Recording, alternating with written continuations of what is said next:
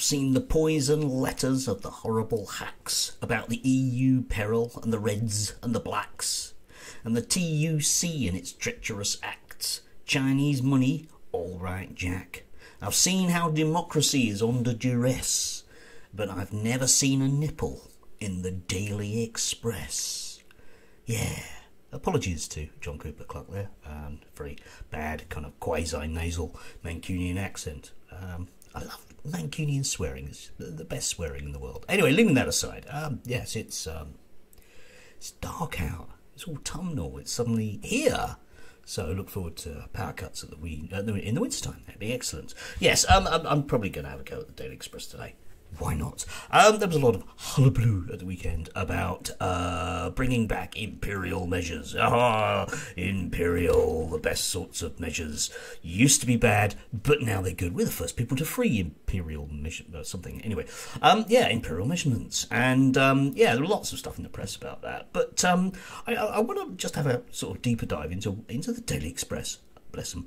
And the way that they covered it. And what really this means on a deeper level. Now, the Daily Express used to be owned by Richard Desmond, who's now a friend of the government, property developer. Friend of the government, property developer. Two words that shouldn't really go together, but they really do. Anyway, yes, he used the paper as in its traditional role under Lord Beaverbrook to be as right wing as it possibly can do. But if you look at the sales figures for the Daily Express, they sell, roughly speaking, 200,000 copies a day. All right, that means about 1 in 340 of the population actually buy a copy of the Daily Express.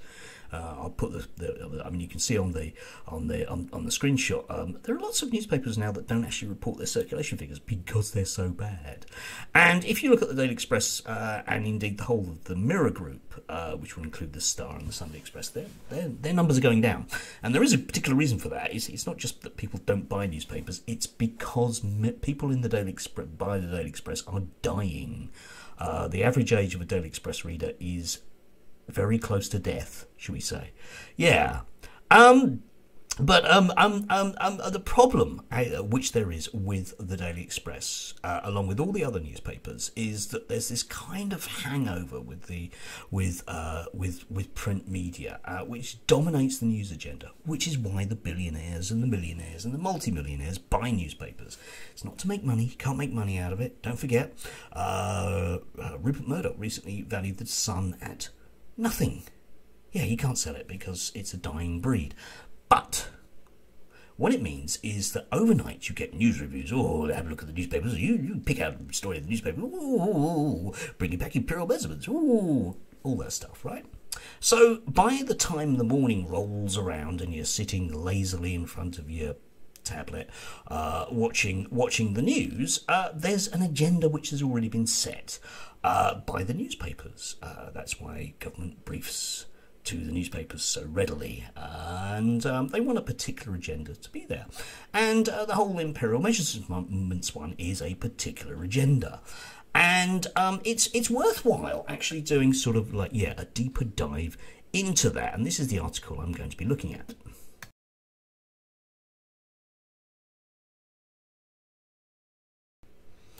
Yes, Brexit triumph as Lord Frost delivers best news of the year, but there is a catch. I wonder what the catch is. It's Northern Ireland. Let's not worry about that now. Okay, but let's just sort of, have a look a little bit deeper about what exactly this very good news is. Very, very good news. Excellent. Need some good news after all the bad news with not Brexit. It's not bad news. It's good news with Brexit. However, speaking in the House of Lords on Thursday, Lord Frost announced retained EU laws will be improved or repealed if they do not benefit UK citizens and business. That's good, isn't it? Don't want them bad laws.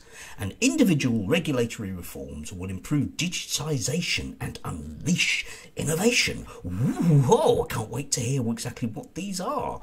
Okay, so let's scroll down and see. Shall we scroll down? We'll ignore the Northern Ireland bit, but let's have a look at this. Okay, see exactly what it is. And the economy prospering vastly. High standards need to reflect the context of which is in place. Okay, let's have a look at this. I'm sure there will be change, but I don't believe these changes will result in a regression of standards. The purpose of the reforms is to improve the productivity of the UK by putting in place regulations that are tailored to meet our conditions. Good. What are they then? I wonder what things are going to be in place tailored to meet my conditions. Yeah? Let's have a look, shall we? Measures include permitting the voluntary printing of the Crown stamp on pint glasses. Okay, I'm 58 years old. I can actually remember the old portcullis thing on a pint glass. You didn't really see them after about 1983, 4 maybe, because I was going to pubs at that time. Yeah, which I mean, I'm not quite sure about the material benefit I will gain from that. I'll be able to go into a pub and say, oh look, it's got a portcullis thing on it. I'm not really quite sure. Anyway, obviously that's one of the minor ones. There must be a bigger one. Let's have a look. And reviewing the EU ban on markings and sales in pounds and ounces. Why? Right, good. Okay. Pounds and ounces. Now, yeah. I don't believe, apart from maybe somewhere on like the Isle of Man, there might be, you know, there might be 1 or 2 people somewhere that decide to invest in new scales that show pounds and ounces. Any idea how much a pound is? Yeah, it's about 100 pennies. That's in the old money. Now let's see now then.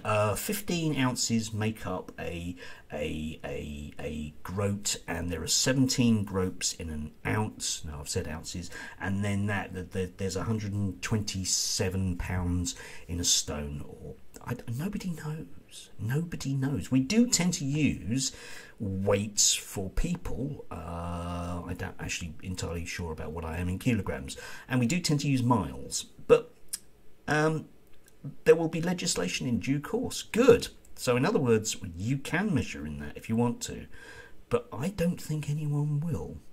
Anyway, let's see. There must be some more. There must be some more. Other reforms include digital driving licenses, test certificates, and MOT processes. So we can have a non-plastic driving license, and we can use a phone when we go to the MOT. Right. So there must be more. Oh no, that's the end of the article. So, okay, so for anyone who's under 90, bit meaningless really. I wonder what those other regulations are, because they're not actually mentioned anywhere in the article. They're just simply other regulations. Tell you what they are. They're all the rights and conditions that have been built up in 40 years of EU membership. That's what they are, aren't they? Yeah. Human Rights Act, that's what's going to go. Paper's been banging on about it. If you do a trawl throughout the past few, I don't know, decades, you can see the Daily Express is keen on the Human Rights Act, and they will try and persuade you that you really don't need them. Why are they so keen on getting rid of the human rights? To be replaced by something better, met to meet the needs of industry. That's why. Wonder what that might be. Yeah, it's all those working hour directives, isn't it? Yeah, health and safety directives. So, you know, if you get killed at work, never mind, we'll just get another one. That's what that's about. And there's no questioning about this at all, because of all the noise and the hullabaloo about pint glasses and everything else that's so important. And on a really, really simple, I don't like going on about Brexit because I think it's just a little bit cheap to do so, but on a really simple level, wasn't this supposed to have been done?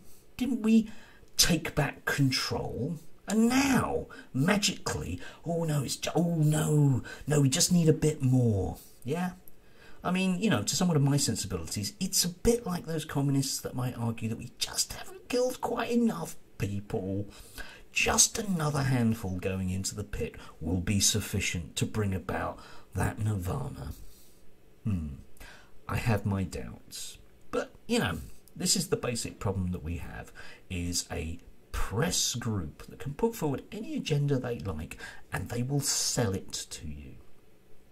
I often ask my pupils, what are newspapers for? And they say, oh, it's to tell you the news. And I say, no, it's to sell you newspapers and to tell you something that isn't the news, probably. Although I don't say that bit because that will be ideological, and I'm not allowed to do that. Anyway, Monday.